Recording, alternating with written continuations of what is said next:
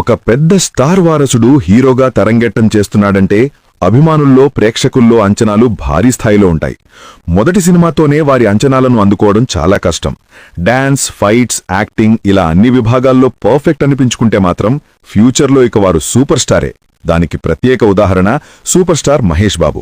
అందర్నీ అలరించి super hit అయిన రాజకుమారుడు బాక్సాఫీస్ విషయానికొస్తే మొదటి వారం సెన్సేషనల్ ఓపెనింగ్ సాధించిన ఈ సినిమా 80 కేంద్రాల్లో 50 రోజులు, 34 డైరెక్ట్ కేంద్రాల్లో 100 రోజుల షిఫ్ట్స్తో కలిపి 44 కేంద్రాల్లో 100 రోజులు, 3 కేంద్రాల్లో 125 రోజులు ప్రదర్శించబడి 10 కోట్ల షేర్ కలెక్ట్ చేసి బాక్సాఫీస్ దగ్గర సూపర్ హిట్గా నిలిచింది.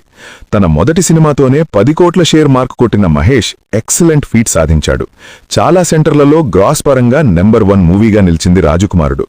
9 కేంద్రాల్లో 50 రోజులకు పైగా హౌస్ఫుల్స్ అయిన ఈ సినిమా విజయవాడ అలంకారలో ఏకంగా 100 రోజులు ఫుల్ అయింది. దేవి 70mm ఫస్ట్ వీక్ 7.1 లక్షలు కలెక్ట్ చేసి స్టేట్ రికార్డు సృష్టించగా, మిర్యాలగూడలో 9 లక్షల గ్రాస్ కలెక్ట్ చేసి టౌన్ రికార్డ్ క్రియేట్ చేసింది. ఇలా అన్ని చోట్ల మంచి వసూళ్లు కలెక్ట్ చేసి ఘన విజయం సాధించింది రాజకుమారుడు. పవర్ స్టార్ పవన్ కళ్యాణ్ యూత్లో పిచ్చ క్రేజ్ ఉన్న పేరు. ఇదొక రకంగా యూత్ ఐకాన్ అనే చెప్పాలి. అయితే ఎందుకితనికి అంత క్రేజ్ అంటే యువత పవన్లో, అతని స్టైల్లో, అతని ఎక్స్ప్రెషన్స్లో, అతని మేనరిజంలో తమని తాము చూసుకోవడం. తొలి ప్రేమ సినిమా దీని బీజం వేస్తే ఆ బీజం కాస్తా పెరిగి మహావృక్షమైపోయింది. తమ్ముడు మూవీతో ఆయనను నెంబర్ 1 హీరోని చేసిన మూవీ తమ్ముడు. ఇలా యూత్ని పిచ్చెక్కించిన తమ్ముడు మూవీ సక్సెస్ తర్వాత నిర్మాత టి. త్రివిక్రమరావు ₹1 కోటి చెక్కును పవన్కిచ్చారు, తమ బ్యానర్లో సినిమా చేయమని. ఇక తమ్ముడు మూవీ బాక్సాఫీస్ విషయానికొస్తే 4.5 ప్రీ రిలీజ్ బిజినెస్ చేసిన తమ్ముడు మొదటి వారం 2.25 కోట్ల షేర్స్ రాబట్టింది. ఒక నైజాంలోనే ఫస్ట్ వీక్ 78 లక్షల షేర్ కలెక్ట్ చేసి చూడాలనుంది తర్వాత స్థానంలో నిలిచింది. నైజాంలో పవన్ని తిరుగులేని స్టార్ని చేసిన మూవీ ఇది. 66 కేంద్రాల్లో 50 రోజులు, 23 కేంద్రాల్లో 100 రోజులు, విజయవాడ యువరాజులో 175 రోజులు ప్రదర్శించబడింది. తమ్ముడి సినిమా గుంటూరు టౌన్లో 30 లక్షల షేర్ కలెక్ట్ చేసి సమరసింహరెడ్డి తర్వాత స్థానంలో నిలిచింది. హైదరాబాద్ సంధ్యలో 50 రోజులకు 44 లక్షల గ్రాస్ కలెక్ట్ చేసి ఏపీ స్టేట్ రికార్డ్ క్రియేట్ చేసింది. టోటల్గా 10 కోట్ల షేర్ కలెక్ట్ చేసి అప్పటికే టాప్ గ్రాసింగ్ మూవీగా నిలిచింది. ఒక డెబ్యూ హీరోకి ఎలా ఉండాలనే దానికి పర్ఫెక్ట్ అర్థం చెప్పిన మహేష్ తొలి చిత్రం రాజకుమారుడు. ప్రిన్స్ మహేష్ బాబు బాలనటుడిగానే ఒక స్టార్ ఇమేజ్ సంపాదించారు. తర్వాత స్టడీస్ కోసం సినిమాలు వదిలేసినా సినిమా మాత్రం తనని వదల్లేదు. మధ్య మధ్యలో హీరోగా చాలా అవకాశాలొచ్చాయి. అయితే స్టడీస్ అయిపోయాక మాత్రమే మహేష్ని హీరోగా లాంచ్ చేస్తానని కృష్ణగారు ఖరాఖండిగా చెప్పేశారు. ఈ క్రమంలో 1994లో యమలీల వంటి బ్లాక్ బస్టర్ వదులుకోవాల్సి వచ్చింది. ఎట్టకేలకు 1998లో మహేష్ని హీరోగా లాంచ్ చేయాలని వైజాగ్లో సత్యానంద దగ్గర ట్రైనింగ్ ఇప్పించారు కృష్ణగారు. పూణే అండ్ రాజస్థాన్లో ఫైట్స్ అండ్ గుర్రపు స్వారీలో మెలకువలు నేర్చుకున్నాడు మహేష్. డైరెక్టర్ భీమనేని శ్రీనివాసరావు మహేష్ కోసం ఒక లవ్ స్టోరీ రెడీ చేసి కృష్ణగారికి వినిపించాడు. ఆయనకది నచ్చలేదు.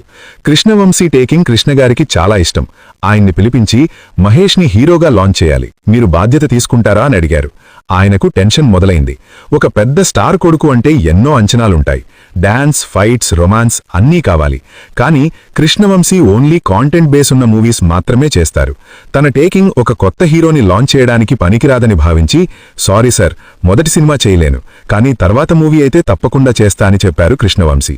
Next B. గోపాల్ అనుకున్నారు. అది కుదరలేదు. తమ పద్మాలయ బ్యానర్లోనే మహేష్ గారిని ఇంట్రడ్యూస్ చేయాలని కృష్ణగారి ఆలోచన. అయితే ఈ విషయం తెలుసుకున్న అశ్వినీ దత్ కృష్ణను కలిసి మహేష్ని నాకు అప్పడించండి, మా బ్యానర్లో ఇంట్రడ్యూస్ చేస్తా అన్నారు.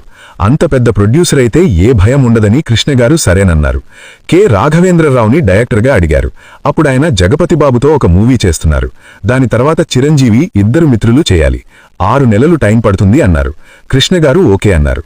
అలా మహేష్ కె. రాఘవేంద్రరావు గారి డైరెక్షన్లో హీరోగా పరిచయమవుతున్నదని న్యూస్ వచ్చింది.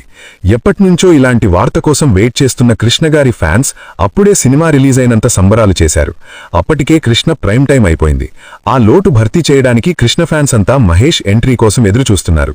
ఎట్టకేలకు అది నిజం అవ్వబోతుండటంతో వారి ఆనందానికి అవధం లేకుండా పోయింది. అయితే మహేష్ కోసం ఎలాంటి మూవీ చేయాలో ఎవరికీ అర్థం కావటం లేదు. యాక్షన్, లవ్ స్టోరీ, కథ రెడీ చేయమని Raghavendra Rao order. 1998 August 9న Mahesh Babu birthday సందర్భంగా కథ కాస్టింగ్ ఏమీ లేకుండానే పూజా కార్యక్రమాలు ప్రారంభించుకుంది రాజకుమారుడు. సినిమాకి అప్పటి సీఎం చంద్రబాబు నాయుడు గారు చీఫ్ గెస్ట్గా వచ్చి క్లాప్ కొట్టారు. మహేష్ బాబు ఎలా ఉన్నాడో చూద్దామని రాష్ట్రం నలుమూలల నుండి భారీ సంఖ్యలో ఈ ఓపెనింగ్కు వచ్చారంటే వారు ఎంతలా ఎదురుచూస్తున్నారో అర్థం చేసుకోవచ్చు. ఇక కథ మీద కసరత్తు మొదలైంది. Writer Satyanand Paruchuri brothers, co director Jasti Hemambaradrao, Bhupathiraja లాంటి వారితో కథా చర్చలు సాగాయి. మధ్యలో భూపతిరాజా సైడ్ అయిపోగా సత్యానంద్ కథంతా రెడీ చేశారు. రాఘవేంద్రరావు గారి మార్పులతో మళ్లీ కథలో చాలా చేంజెస్ జరిగాయి. అలా 1999 జనవరి కల్లా కథ సిద్ధమైపోయింది. పరుచూరి బ్రదర్స్ డైలాగ్స్ రాశారు.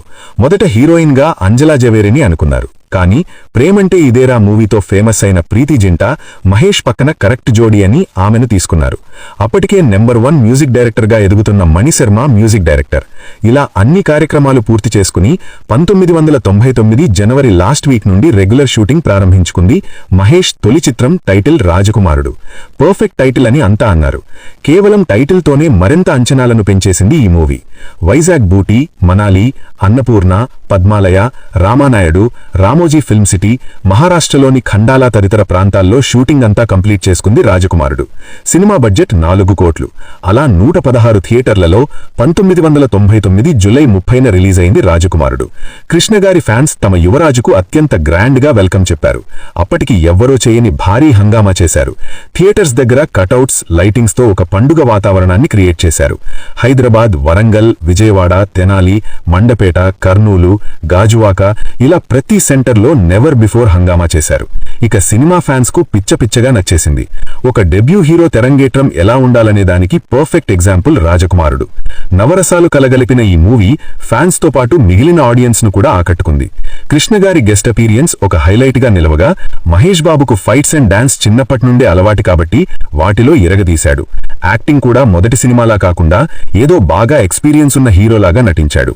ఇలా ప్రతి విభాగంలో మొదటి సినిమాతోనే సూపర్ హిట్ అయ్యాడు మహేష్. ఒక డెబ్యూ హీరో ఎలా ఉండాలో ట్రెండ్ సెట్ చేశాడు. ఇందులో ఒక డైలాగ్ ఉంది, ఇప్పుడేగా ఇన్నింగ్ స్టార్ట్ చేశాను, అసలు బ్యాటింగ్ ముందు చూపిస్తా అని మహేష్ అంటాడు. అన్నట్టే మహేష్ నుండి ప్రిన్స్ నుండి సూపర్ స్టార్ అయ్యాడు మహేష్. ఫస్ట్ సినిమాతోనే ఆయనకు స్టార్ స్టేటస్ వచ్చేసింది. అప్పటికే స్టార్గా యూత్లో ఫాలోయింగ్ సంపాదించుకున్న పవన్ కళ్యాణ్ తమ్ముడు మూవీ కూడా 2 వారాల ముందే రిలీజ్ అయింది. అప్పట్నుండి వీరిద్దరి మధ్య పోటీ ప్రారంభం కావటం విశేషం. కాగా ఈ సినిమాకి మహేష్ తీసుకున్న రెమ్యూనరేషన్ 25 లక్షలు. ఈ సినిమా హిట్ అయ్యాక 70 లక్షలు తన రెమ్యూనరేషన్. ఘట్టమనేని ఫ్యాన్స్ ఎదురుచూపులు ప్రతిఫలంగా వారికి విందు భోజనం లాంటి సినిమా చూపించాడు Mahesh.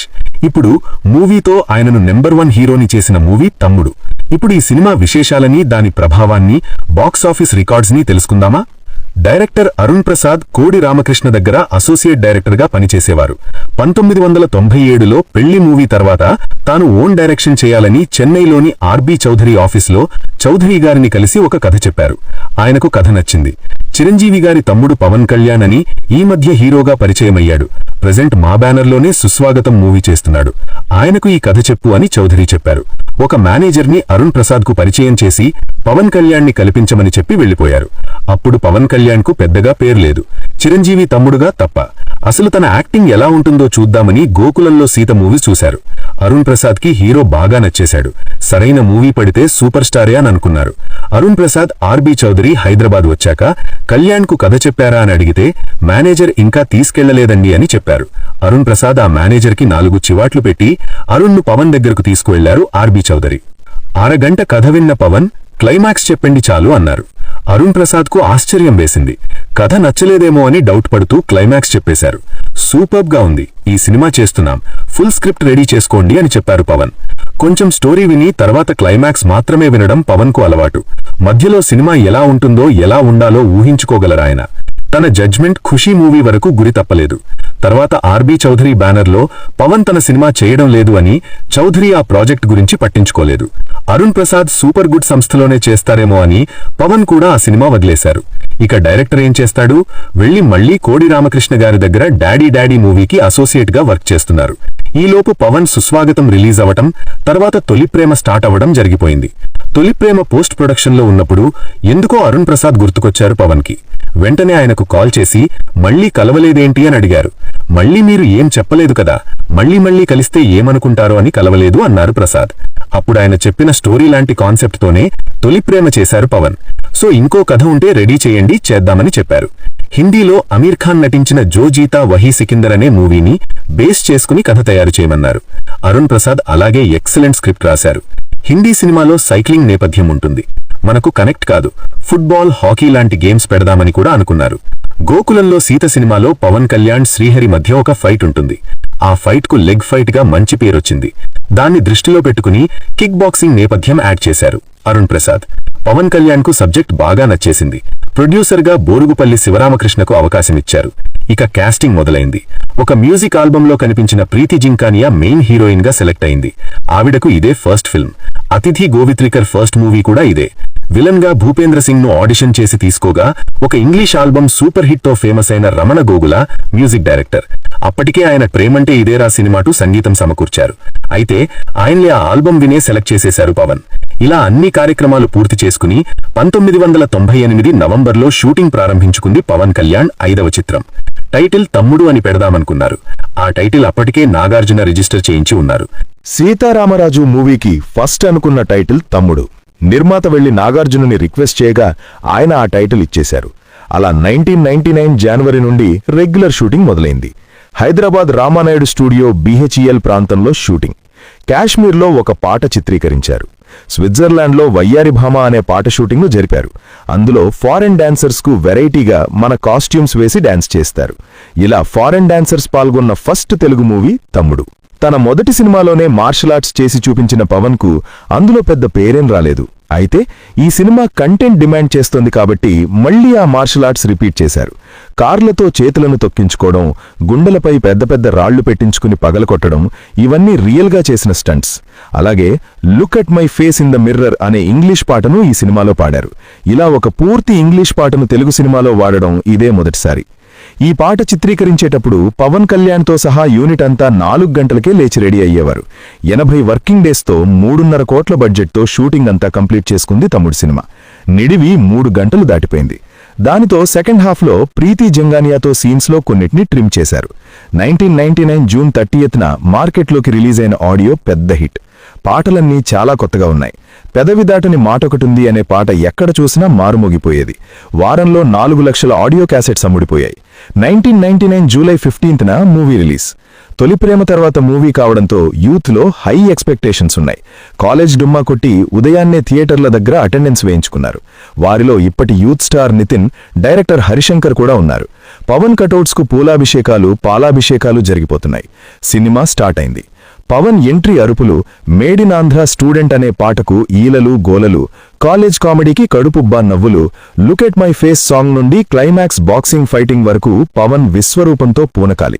Pawan Kalyan dressing, Pawan hair style, Pawan mannerism, ముఖ్యంగా స్క్రీన్ ప్రెజెన్స్ అంటే ఏంటో అర్థం చెప్పిన పవన్ కళ్యాణ్.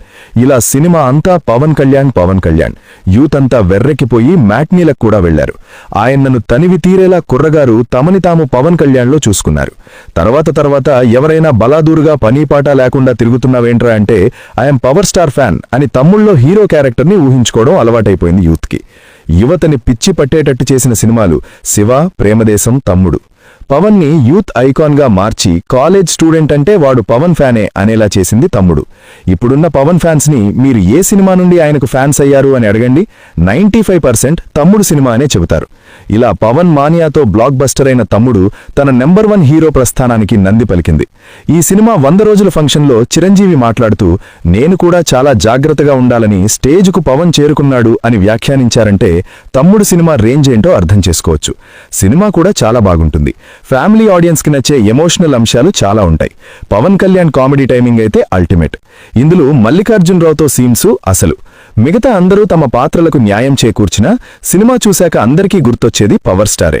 టెక్నికల్గా చూస్తే డైరెక్టర్ ఫస్ట్ మూవీనే ఇంత వండర్ఫుల్గా తీశాడా అనిపిస్తోంది. పవన్ కళ్యాణ్ని ఎక్సలెంట్గా ప్రెజెంట్ చేశారాయన. నెక్స్ట్ మ్యూజిక్ గురించి స్పెషల్గా చెప్పాలి. సంగీతం పరంగా తమ్ముడు ఒక trendsetter. Look at my face in the mirror song అయితే యువతని ఒక ఊపు ఊపేసింది. ఇప్పటికీ ఆ సాంగ్ వింటుంటే ఏదో తెలియని energy. Ramana Gogula over night star music director అయిపోయారు. తన వాయిస్ పవన్ కళ్యాణ్కి పర్ఫెక్ట్గా సెట్ అయింది. ఇలా యూత్ని పిచ్చెక్కించిన తమ్ముడు మూవీ సక్సెస్ తర్వాత నిర్మాత టి. త్రివిక్రమరావు ₹1 కోటి చెక్కును పవన్కిచ్చారు. ఈ ఈ వీడియో మీకు నచ్చుతుందని ఆశిస్తూ ఈ వీడియోకి ఒక లైక్ చేసి కామెంట్ చేస్తూ సబ్స్క్రైబ్ చేసుకుని పక్కనే ఉన్న బెల్ ఐకాన్ కొట్టండి.